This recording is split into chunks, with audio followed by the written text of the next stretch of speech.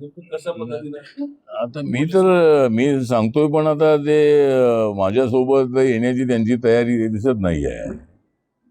एक तर बाळासाहेब आंबेडकर इथे सिनियर नेते आहेत, अनुभवी आहेत, राजकारणाचा त्यांना माझ्यापेक्षा चांगला अनुभव आहे. आणि ते जर आले तर त्यांच्या अध्यक्षतेखाली काम करण्यामध्ये मला आनंद वाटेल. म्हणजे माझं काही मंत्रिपदाचा जास्त विषय नाही आहे. पण आयके जे आहे ते आयके माझं मंत्रिपद जरी रिपब्लिकन पक्षाचं आयके जे आहे ते आयके माझं मंत्रिपद घालवण्यासाठी होऊ नये, तर अजून एक दोन मंत्री करण्यासाठी व्हावं. तर अशा पद्धतीचा आपला प्रयत्न आहे. पण मंत्रिपद माझ्यासाठी महत्वाचं नाही, रिपब्लिकन पक्षाचा आयके महत्वाचा आहे. आणि जर सगळे नेते एकत्र आले तर मला वाटतं एकाच्या झेंड्याखाली, झेंडा तर आमचा एकच आहे, निळा झेंडाचा आहे. आणि गट जरी असले तरी बाबासाहेबांना मानतोय म्हणून आम्ही लोक आमच्यासोबत आहेत.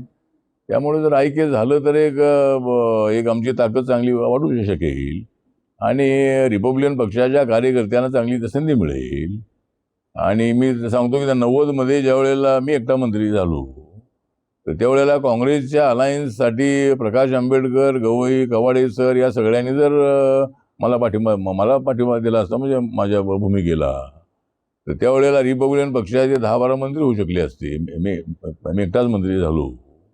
त्यावेळेला शरद पवारांना माहिती होतं की रिपब्लिकन पक्ष आपल्यासोबत आला नाही तर आपल्याला सत्तेवर येणं अत्यंत अवघड आहे, कारण भाजप सेनेची ताकद वाढलेली आहे. बाळासाहेब ठाकरेंच्या मोठमोठ्या सभा होत आहेत. मराठा समाजातले तरुण तिकडे चाललेले आहेत. तर त्यावेळेला जर आम्ही एकत्र जर अशा पद्धतीचा निर्णय झाला असता तर RPIचे 5-25 आमदार निवडून आले असते आणि एक रिपब्लिकन पक्ष एक ताकदवार पक्ष म्हणून या महाराष्ट्रामध्ये उभा राहिला असता. पण ती वेळ गेलेली आहे. त्यामुळं मला एकट्यालाच मंत्री होता आलं. आणि माझा स्वभाव हा ज्याच्यासोबत जातो त्याच्या विरोधात बोलण्याची माझी सवय नाही आहे. म्हणजे ठीक आहे, त्यांच्या एक अडचणी असतात, पण सगळे जर आम्ही एकत्र असतो तर त्यावेळेला मोठा फायदा होऊ शकला असता. पण आताही जर वेळ गेलेली नाही आहे.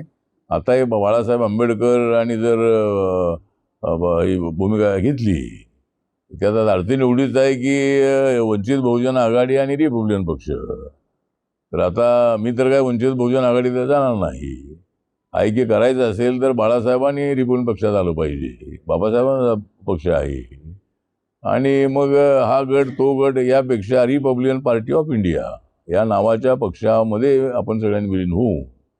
आपण पुढे जर मुवमेंट उभी केली तर रिपब्लिकन पक्षाला मोठं यश मिळेल अशी मला अपेक्षा आहे.